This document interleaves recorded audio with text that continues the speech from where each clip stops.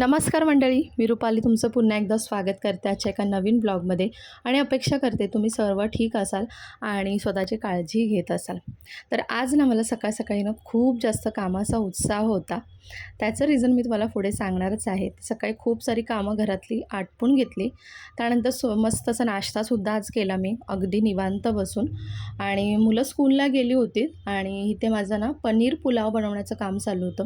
म्हणजे सिंपल असं ना आजचा मेनू ठरवला होता मी. आणि प्रज्ञेला आणि मला लोलोला आम्हाला तिघांनाही ना पनीर आवडतं आणि त्याचबरोबर पुलाव, बिर्याणी या सगळ्या गोष्टी आम्हाला तिघांनाही प्रचंड आवडतात. त्यामुळे जेव्हा पण मला सिंपल असं जेवण बनवायचं असतं किंवा वेळ कमी असतो आणि काहीतरी कमी वेळेत टेस्टी खायचं असतं, त्यावेळेला हे ऑप्शन मी नक्कीच निवडते. तर छान असं सिंपल डायरेक्ट पुलाव लावला, म्हणजे भात वगैरे आधी बॉईल करून वगैरे घेतला नाही तर डायरेक्ट लावला. आणि आज इतका कामाचा उत्साहाण्याचं कारण म्हणजे ना, उद्या माझा वाढदिवस आहे. म्हणजे हा जो ब्लॉग आहे ना 31 ऑगस्टचा आहे आणि उद्या 31 जुलैचा आहे आणि उद्या 1 ऑगस्ट माझा वाढदिवस आहे. आणि त्यामुळे ना खूप सारा उत्साह आहे. कारण कोणाला आवडत नाही स्पेशल फील करून घ्यायला. कारण आपण वाढदिवसाच्या दिवशी ना स्वतःलाच आपण स्पेशल फील करून घेतच असतो आणि दुसरेही आपल्याला स्पेशल फील करून देत असतात. तसं तर माझ्यासाठी रोजचाच दिवस स्पेशल असतो, कारण मी स्वतःसाठी स्पेशल समजते. तर पुलाव वगैरे झाला, जेवण झालं आणि दुपारी झोपण्याचा निर्णय घेतला होता मी आज थोडं.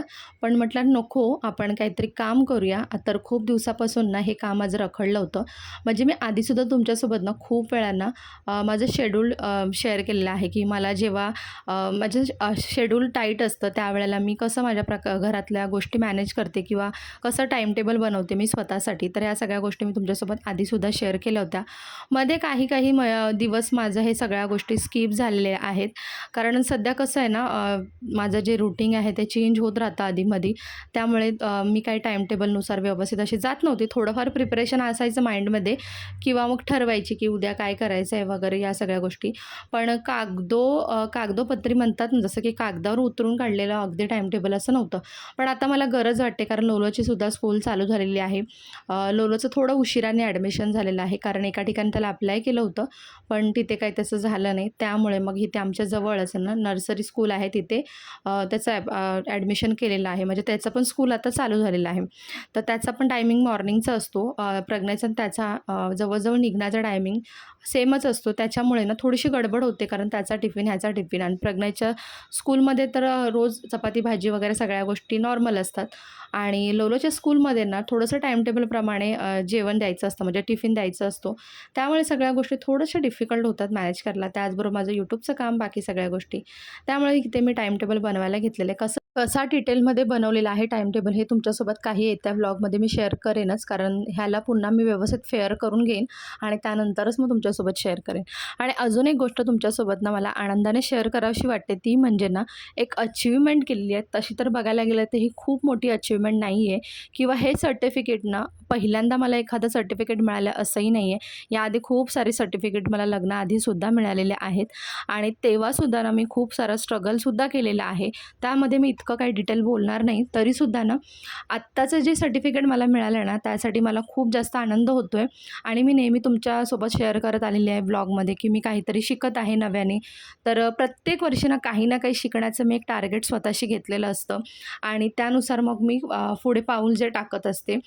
तर यावर्षीसुद्धा ना, म्हणजे गेल्या वर्षी 2024च्या एंडिंगला ना मी बेसिक स्टिचिंगचा कोर्स घेतला होता आणि याआधीसुद्धा मी 2 वेळा हा कोर्स घेतला होता.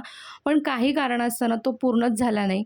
म्हणजे जवळजवळ 2016 पासून ना हे मी कंप्लीट करायचा प्रयत्न करत होती. 2016च्या दरम्यान मी घेतला, त्यानंतर ते इनकम्प्लीट राहिला आणि त्याच्यानंतर मग मला वेळच मिळाला नाही पुढे कंप्लीट करायला, कारण मी जसं म्हटलं की मी वर्किंग होते त्यामुळे पॉसिबलच नव्हतं. त्यानंतर पुन्हा ना मी वर्किंग होते, त्याच वेळेला 2021मध्ये सुद्धा मी हा कोर्स पुन्हा करण्यासाठी घेतला, ऑफिस आणि तो कोर्स असं दोन्ही मॅनेज करून. पण तेव्हासुद्धा शक्य झालं नाही, कारण त्यावेळेलासुद्धा मी सेकंड टाईम प्रेग्नंट राहिली लोलोच्या वेळेला. त्यामुळे सुद्धा तो कोर्स माझा इनकम्प्लीट राहिला.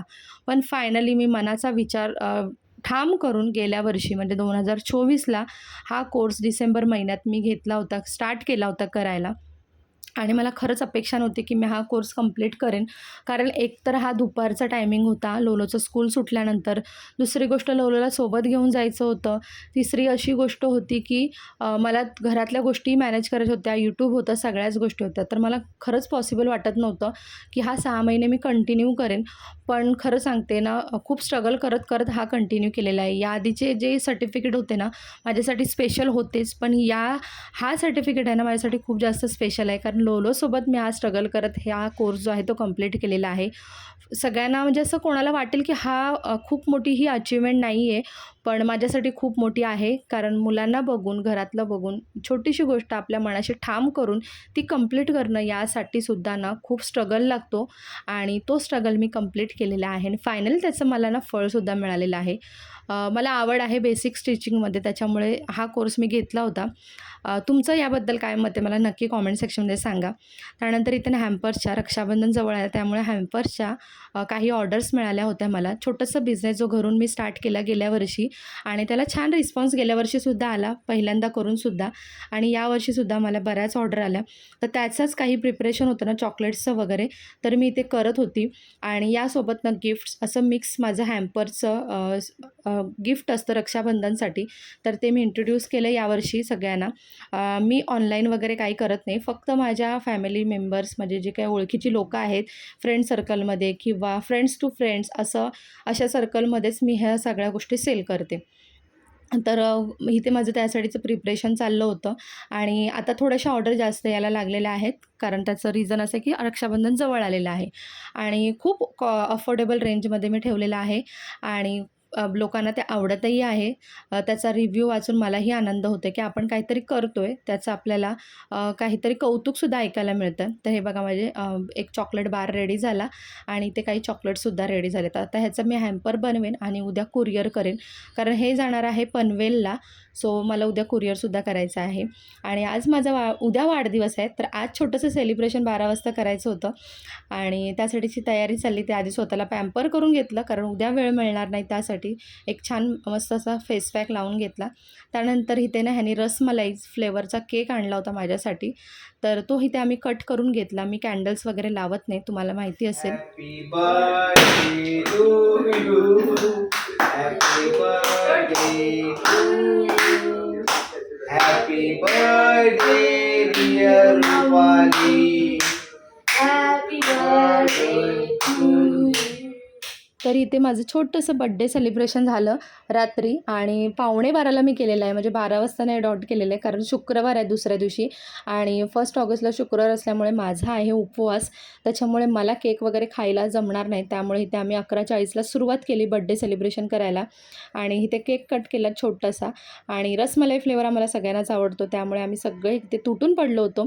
आणि कसा वाटला माझा बड्डे सेलिब्रेशनचा छोटासा व्लॉग तुमच्यासोबत शेअर केला ते मला कॉमेंट सेक्शनमध्ये नक्की सांगा. त्याचबरोबर आजचा व्लॉग कसा वाटला तेही मला नक्की सांगा. तुमचं माझ्या छोट्याशा ना सर्टिफिकेटबद्दल काय मत आहे हे सुद्धा मला कॉमेंट सेक्शनमध्ये सांगायला विसरू नका. तर आजचा व्लॉग मी इथेच एंड करते. आय होप तुम्हाला आवडला असेल. पुन्हा भेटू एक छानशा व्हिडिओचे. तोपर्यंत स्वतःची काळजी घ्या. Bye bye.